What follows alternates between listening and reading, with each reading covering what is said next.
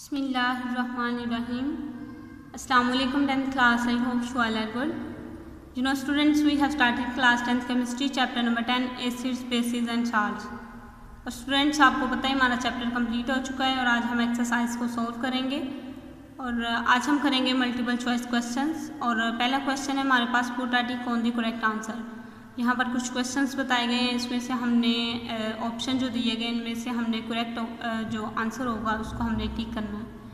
तो first question है हमारे पास, a base is the substance which neutralize an acid, which of this substance is not a base. पहला question हमारे पास है कि बेस ऐसा सब्सटेंस होता है जो कि एसिड को न्यूट्रलाइज करता है और इसमें से कौन सा सब्सटेंस बेस नहीं है। A option is aqueous ammonia, B is sodium chloride, C is sodium carbonate and D is calcium oxide.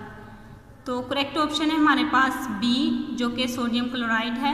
ये क्या है, ये बेस नहीं है। बाकी हमारे पास ए, सी और डी जो हैं ये बेस हैं।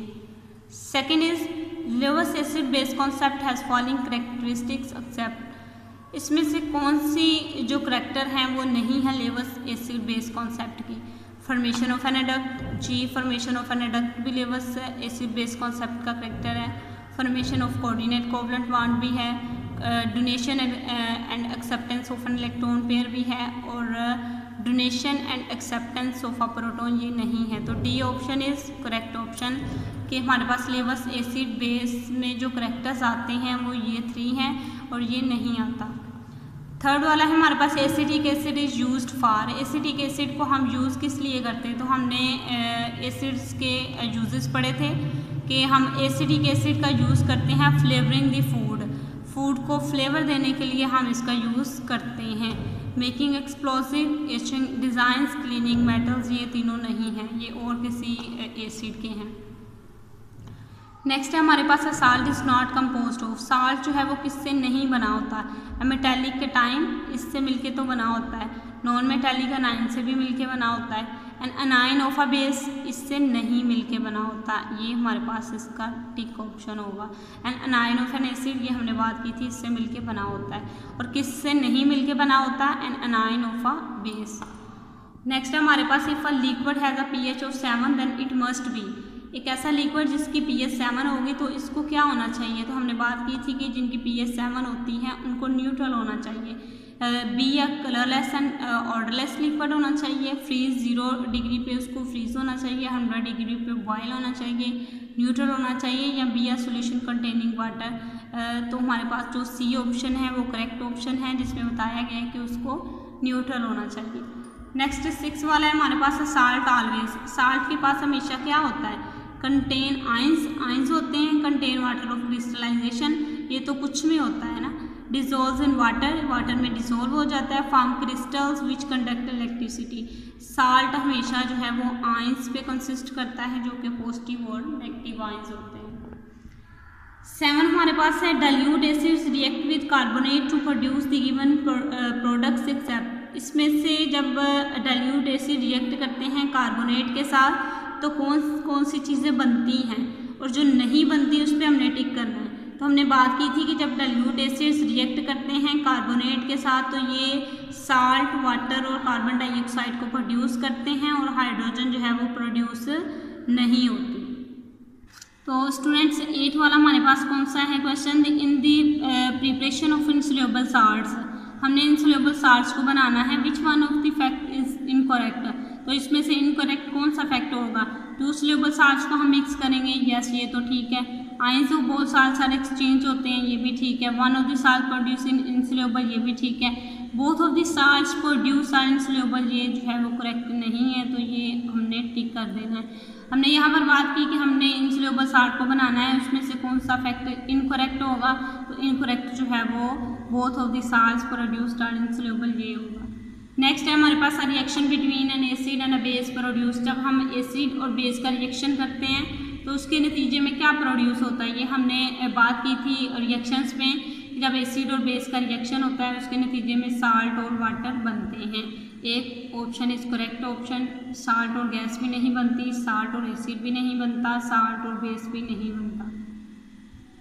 नेक्स्ट है हमारे पास कॉन्जुगेट एसिड ऑफ HPO4 2-।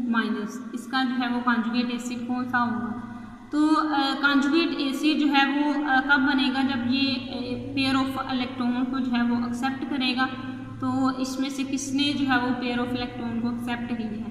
अब यहाँ पर देख सकते हैं कि PO4 जो है यहाँ से तो हाइड्रोजन रिमूव हुआ है, H2PO4 ट्वाइस, यहाँ पर तो इसकी ऑक्सीडेशन स्टेट नहीं है ऐसी।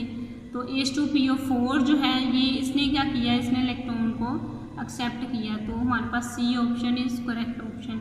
ये भी नहीं होगा, हमारे पास H3 आ जाएंगे यहाँ।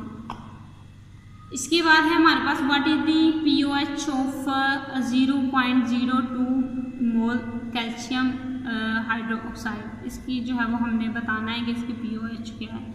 तो POH इसकी फाइंड आउट जब हमने करनी है तो इसके लिए हमारे पास क्या है, इसकी आयनाइजेशन हमने करनी है। जब आयनाइजेशन करेंगे तो उसमें 2 हाइड्रोक्सिल आयन प्रोड्यूस होंगे। 2 को हमने इसे मल्टीप्लाई करना तो हमारे पास क्या आ जाएंगे, 0.04 आ जाएगा। और इसकी जो है वो हमने लॉग लेना है। लॉग लेने के नतीजे में हमारे पास आ जाएगा 1। इसको आप सोल्व कर लीजिएगा, इसका लॉग लेना है, आपको पता होगा लॉग किस तरह से लेना है। तो इसका आंसर जो है वो ये आएगा। इसके बाद हमारे पास which one of the following species not amphoteric. Amphoteric कौन सी नहीं है। तो एम्फोटेरिक स्टूडेंट्स आपको पता है किसको कहते हैं। एम्फोटेरिक ऐसी स्पीशीज होती है जो एसिड और बेस दोनों के तौर पर रिएक्ट करती है। और वाटर जो है वो भी हमारे पास एम्फोटेरिक है, अमोनिया भी एम्फोटेरिक है, और ये भी हमारे पास एम्फोटेरिक है। और ये हमारे पास जो है वो एम्फोटेरिक नहीं है क्योंकि ये एसिड और बेस दोनों के तौर पर रिएक्ट नहीं करता। इसके बाद है हमारे पास the product of Lewis acid base reaction is called adduct. अब जो प्रोडक्ट होता है लिवस एसिड बेस का उसको हम अडक्ट कहते हैं। कौन सा बॉन्ड जो है वो अडक्ट के दरमियान बनता है, हमने बात की थी। आयनिक बॉन्ड बनता है, कोवलेंट बॉन्ड बनता है, मेटालिक बनता है, कोऑर्डिनेट कोवलेंट बॉन्ड बनता है। तो हमने बात की थी कि जब अडक्ट बनता है तो इसके दरमियान जो बॉन्ड बनता है वो है coordinate covalent bond. Water of next है हमारे पास water of crystallization is responsible for the. अब हमने इसके करैक्टर्स में बात की थी कि जो वाटर ऑफ क्रिस्टलाइजेशन है वो किसके लिए रिस्पॉन्सिबल होता है, शेप्स ऑफ क्रिस्टल्स के लिए। ये आपने पढ़ा भी है। और ये 3 जो है ये करेक्ट ऑप्शन नहीं है। इसके बाद हमारे पास you want to dry a gas. आप एक गैस जो है उसको ड्राई करना चाहते हैं। One of the following salt you will use. आप कौन सा साल्ट यहाँ पर यूज़ करेंगे, CaCl2, NaCl, calcium oxide, Na2SiO3। तो स्टूडेंट्स हमने साल्ट्स का टॉपिक जो प्रीवियस में डिस्कस किया था उसमें हमने बात की थी कि जो कैल्शियम ऑक्साइड होता है ये किसी गैस को ड्राई करने के लिए जो है ये यूज़ होता है। इसके अलावा उन्होंने बताया कि फेरिक हाइड्रोक्साइड जो है वो प्रेसिपिटेट होता है सॉल्यूशन से। और when aqueous sodium hydroxide solution is added to ferric chloride तो फिर क्या होगा, NaOH को हमने ऐड करवाया FeCl3 में। तो इसका कलर जो है वो कौन सा आएगा, कौन सा प्रेसिपिटेट होगा, white, blue, dirty green, brown. तो ये रिएक्शन स्टूडेंट्स हमने पढ़ा था। तो इसमें हमने बात की थी कि ब्राउन कलर जो है वो प्रेसिपिटेट होता है। हमने चैप्टर में बात की थी इसकी। तो यहाँ पर आएगा हमारे पास डी ऑप्शन जो है वो करेक्ट ऑप्शन है। नेक्स्ट हमारे पास है विच ion is conjugate base of sulphuric acid. Sulphuric acid का कॉन्जुगेट बेस जो है वो कौन सा होगा। तो कॉन्जुगेट बेस सल्फ्यूरिक H2SO4 होता है ना। तो इसमें से हाइड्रोजन जब हाइड्रोजन को रिमूव करेंगे तो तभी ये कॉन्जुगेट जो है वो बेस होगा ना। यानी कि हम जो है वो इलेक्ट्रॉन्स को जो है वो रिमूव करेंगे यहाँ से। तो H2SO4 में से जब हम निकाल देंगे तो हमारे पास क्या आ जाएगा, HSO4। H2SO4 में से एक हाइड्रोजन को हम निकाल देंगे। तो हमारे पास करेक्ट ऑप्शन जो है वो डी है। इसके बाद है विच one of the following lives base कौन सा है, NH3 है, BF3 है, H पॉजिटिव है, AlCl3 है। तो हमने बात की थी लिवस एसिड और बेस में कि इसमें BF3 जो है वो एसिड के तौर पे रिएक्ट करता है, NH3 जो है वो बेस के तौर पे रिएक्ट करता है। तो हमने यहाँ पर बताना है कि हमारे पास जो है वो लिवस बेस कौन सी है। तो हमने इसका रिएक्शन देखा था जिसमें हमने देखा था कि अमोनिया जो है वो लिवस बेस है। इसके बाद हमारे पास according to the Lewis concept acid is a substance which can. Lewis concept के अकॉर्डिंग हमारे पास एसिड कौन सा सब्सटेंस होता है, which can donate a proton, donate a pair of electron, या एक्सेप्ट अ प्रोटॉन, या accept a pair of electron. हमने बात की थी कि acid is a substance which can accept a pair of electron. Acid एक ऐसा सब्सटेंस है जो कि पेयर ऑफ इलेक्ट्रॉन को एक्सेप्ट कर सकता है। तो D option is correct option. Next हमारे पास है 20 वाला हमने क्वेश्चन कर रहे हैं कि हमारे पास KW जो है वो दिया गया है, ठीक है। ये इसमें से हमने बताना है कि what is the concentration hydrogen ion की कंसंट्रेशन प्योर वाटर में हमने बतानी है। तो इसमें ये 2 के दोनों के इक्वल है हमारे पास ये, और इसमें हाइड्रोजन आयन की बतानी है तो ये इसका हाफ करें तो हमारे पास क्या आता है 1 × 10⁻⁷ मोल पर dm³ यानी कि हमारे पास ये आता है। यानी कि टोटल हमारे पास है हाइड्रोजन और हाइड्रोक्सल आयन की कंसंट्रेशन हमारे पास कितनी है 1.0 × 10⁻14 एट 25 डिग्री पे, और इसमें से सिर्फ इसकी निकालेंगे हाइड्रोजन आयन की तो वो 1 × 10⁻⁷ मोल पर dm³ जो है वो आ जाएगी।